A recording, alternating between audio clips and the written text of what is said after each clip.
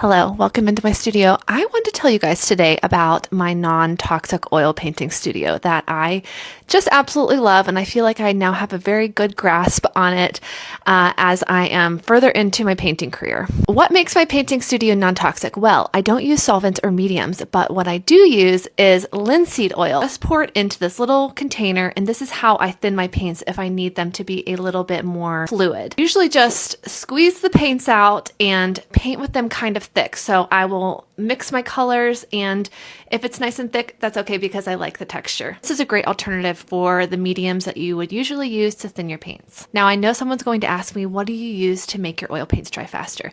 I like the slow drying time of oil paints. I lean into that aspect of it. I can mix a color and then I can leave my studio for a few days and come back and the color is still completely wet, and I love that. I use this non-toxic brush cleaner, and it kind of acts as a solvent. I fill my little container up. I rinse my brushes out, and then after the painting session, I will wipe my brushes out really, really well, and then put them into this little jar filled with Murphy's oil soap. Soap is like fantastic for oil painting because it is supposed to cut through oils on hardwood floors.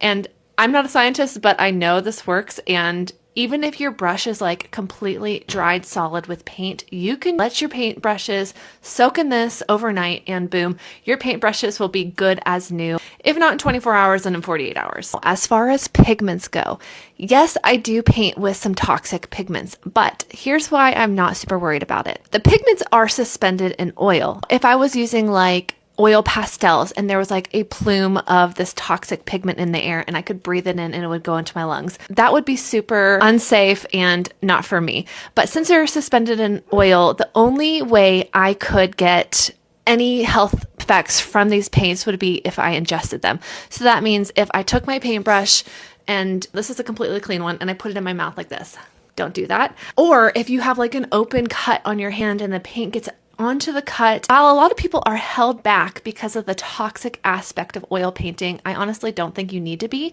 Oil paints are just as toxic as acrylics if you know how to use them correctly. Don't be held back, jump into oil painting, and if you have any questions at all, I would love to answer them down in the comments below. I think everyone should experience painting with oil at least a few times in their life because it is like painting with frosting. It is just absolutely fantastic and wonderful, and I will never not paint in oil.